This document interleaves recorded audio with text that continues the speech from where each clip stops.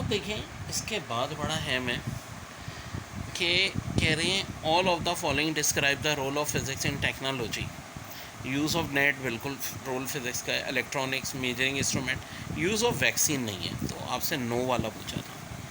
फिर कह रहे हैं ऑब्जेक्ट 2 kg है, ड्रॉप कर रहे हैं, हाइट 125 मीटर, तो कितनी देर में ये पहुंचेगा जब g की वैल्यू हो 10 मीटर पर सेकेंड है। तो सिंपल सा न्यूमेरिकल है, आंसर इसका 5 सेकेंड हो जाएगा। फिर कार की स्पीड दी है 80। अच्छा, टाइम निकलता है, डिस्टेंस को डिवाइड करें स्पीड से। डिस्टेंस ना बहुत बड़ा दिया है, 64000। एक ज़ीरो तो कैसा कटेगा, 64 को 8 से डिवाइड करें, 8000 सेकेंड आपका आंसर आ जाएगा। फिर कह रहे हैं ball bearing are use in variety of light and heavy machine because they have, तो आ जाएगा स्मॉल एरिया इन कॉन्टैक्ट। यहाँ देखिए, an object is moving with uniform speed in circle, if the radius of the path is double then the centripetal force will. अब देखो centripetal force का ना formula क्या होता है, mv² r। रेडियस की इन्वर्सली प्रोपोर्शनल होती है। तो आपके पास अगर रेडियस डबल होगा तो फोर्स क्या हो जाएगी, हाफ हो जाएगी। फिर कह रहे हैं दो स्फीयर हैं, ड्रॉप कर रहे हैं सेम हाइट से, बी का जो मास है ना वो ए से 3 टाइम्स ज़्यादा है, तो कौन सी स्टेटमेंट सही है, बी का मोमेंटम भी ज़्यादा होगा जब मास ज़्यादा है। फिर कह रहे हैं person is starting a ball by applying a force 10 Newton और डिस्टेंस, और आपसे टर्निंग इफेक्ट यानी टॉर्क पूछ रहे हैं। टॉर्क होती है आर और एफ का प्रोडक्ट, 10 को 0.8 से मल्टीप्लाई कर दें, 8 न्यूटन मीटर।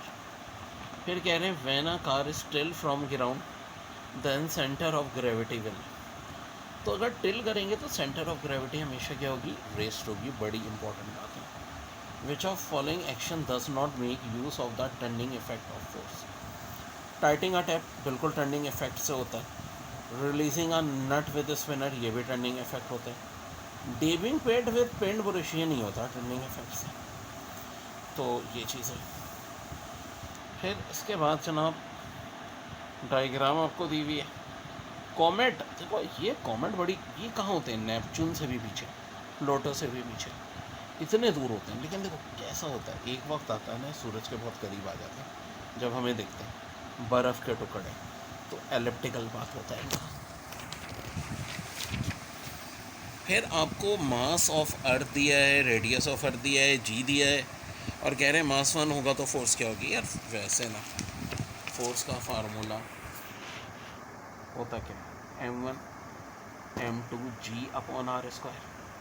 अब देखो सारी वैल्यू तो स्टैंडर्ड दी है, ये अर्थ का मास दिया है, ये 1 दिया है, ये जी की वैल्यू r, तो ऐसी सूरत में फोर्स वही होगी जो एक्सेशन ड्यू टू ग्रेविटी होगा, यानी 9.8 हमारा आंसर आ जाएगा। The necessary acceleration for a satellite orbiting the earth is provide by, तो ग्रेविटेशनल फोर्स से होता है। Which of the following factor does the pressure inside a liquid depend. Pressure का फार्मूला ही क्या होता है, फोर्स पर यूनिट एरिया, तो फोर्स और एरिया हो जाएगा। If spring is stretch by hanging piece of metal from it then the energy stored in it, तो इलास्टिक पोटेंशियल एनर्जी हो जाएगी। विच of the following figure does the elastic spring have the greatest elastic potential, तो ये answer हो जाएगा भाई। फिर इस वाले सवाल में भी यही कह रहे आपको ना टर्निंग इफेक्ट के हवाले से। वेल देखो बड़ा प्यारा सवाल है। ये एक रेक्टेंगल है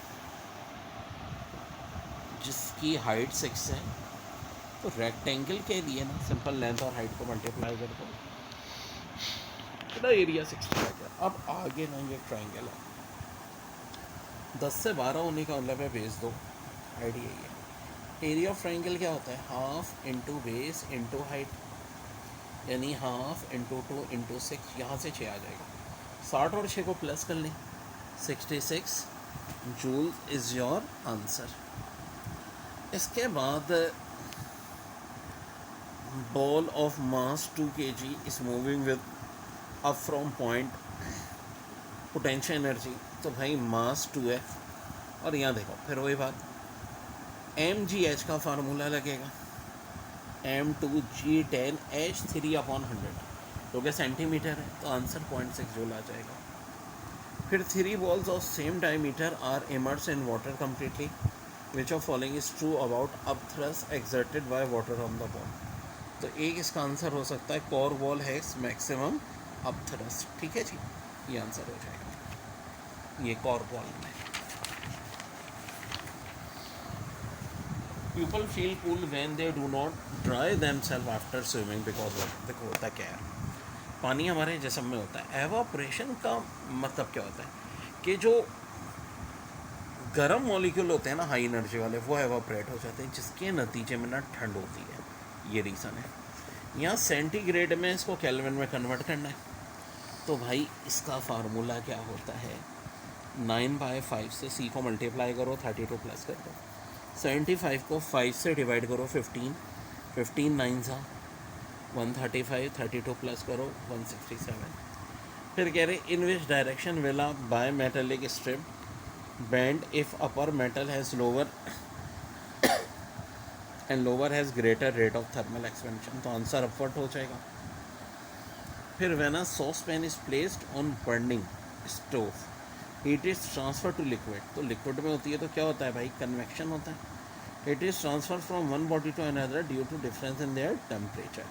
तो पूरा पेपर कंप्लीट हो गया भाई ये 2014 का।